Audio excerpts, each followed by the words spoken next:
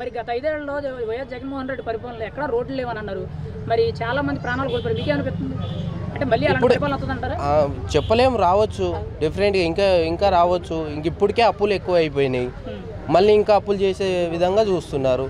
స్పష్టంగా ఏం చేస్తుందంటే ఇక్కడ అప్పులు చేసి రాష్ట్రాన్ని వాళ్ళ డబ్బులు కూడేసుకొని అమెరికాలో అక్కడ సైడు ఆస్తులు కొనుక్కొని ఇండ్లు కట్టుకొని ఇక్కడ ఉన్న రోజులు ఉండి దాని తర్వాత ఏదైనా కేసులు అయినా పారిపోదాం, మనం అమెరికాలో మంచిగా సెటిల్ అయిపోదాం, డబ్బులు ఆంధ్ర ప్రజల డబ్బులు దోచుకొని అప్పులు తెచ్చి వాళ్ళు అక్కడ కట్టుకొని, ఇంతకుముందు జగన్మోహన్ రెడ్డి అట్లనే చేసిండు, పారిపోదాం అనుకున్నారు కానీ పట్టుకున్నారు. ఇప్పుడు గిట అదే చేసిండు అనుకో, చెప్పలేము, వాళ్ళు గిట పారిపోతే పట్టుకుంటారేమో. అమెరికాకో అదే లండన్ ఏదో ఉంది కదా, అక్కడికి వెళ్ళిపోదాం అనుకున్నారు కానీ పట్టుకున్నారు. సో అంటే మీకు ఎప్పుడు ఓట్లు అయిపోగానే వెళ్ళిపోదాం అనుకున్నాడు, ఓడిపోతే వెళ్ళిపోదాం అనుకున్నాడు, గెలిస్తే ఉందాం అనుకున్నాడు, ఓడిపోయింది కాబట్టి వెళ్ళిపోదాం అనుకున్నాడు, పట్టుకున్నారు వీళ్ళు. ఇప్పుడు జగన్మోహన్ రెడ్డి జిల్లాకు ప్యాలెస్ కింద ఎన్ని జిల్లాలు ఉంటే అన్ని ప్యాలెస్లు కడుతున్నారు అన్నట్టు మన వార్తలు వచ్చింది. మనం మేజర్గా చూసుకుంటే ఋషికొండ పగలగొట్టి ఒక ప్యాలెస్ కట్టారు, 500 కోట్లు వచ్చింది. అవసరం అంటారు? అది అవసరం లేదు బ్రదర్. బాత్రూమ్ 50 లక్షలు అంట, పేద ప్రజలు లేరా?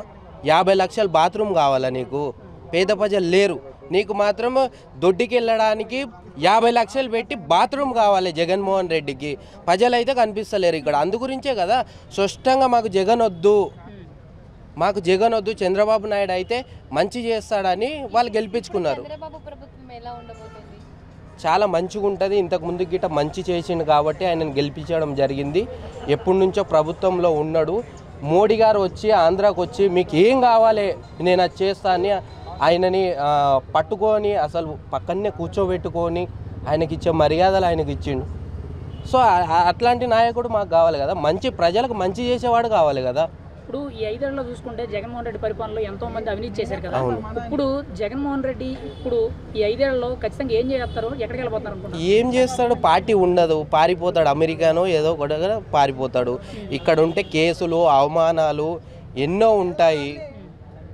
ఉంటాయి కాబట్టి ఆయన పారిపోవాలని స్పష్టంగా అన్నీ రెడీ చేసుకొని పెట్టుకున్నాడు.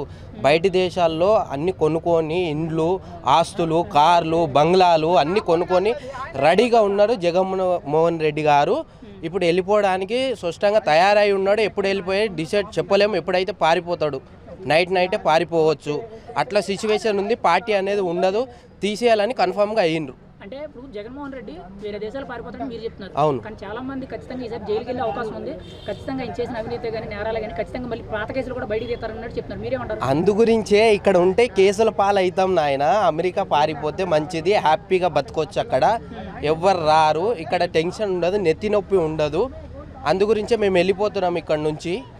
ఆంధ్ర వదిలేసి అమెరికా వెళ్ళిపోతే అక్కడైతే హ్యాపీగా ఉంటాం. ఇక్కడైతే బొక్కలో దోస్తారు, నన్ను జైల్లో వేసి దింగుతారు, మళ్ళీ చిప్పకూడి గతి అవుతుంది నాది. అందు గురించే వద్దు, అవమానాలు మాకు వద్దు, నేను అమెరికా పారిపోతా అని స్పష్టంగా ఆయన వెళ్ళిపోవాలని నిర్ణయించుకున్నాడు. అది జరుగుతుంది త్వరలో, మీరు చూడండి.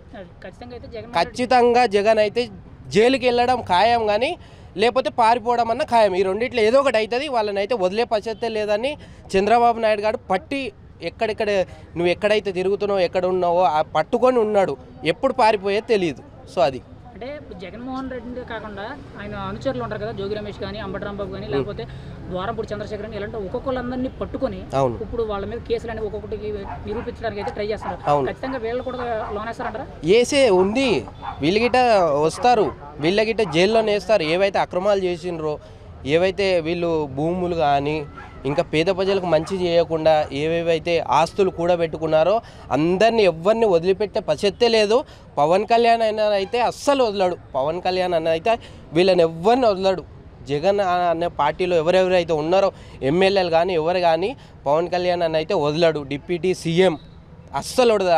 ఆయన వదలడు. చంద్రబాబు నాయుడు గిట్ట వదలడు. అదైతే పక్కా.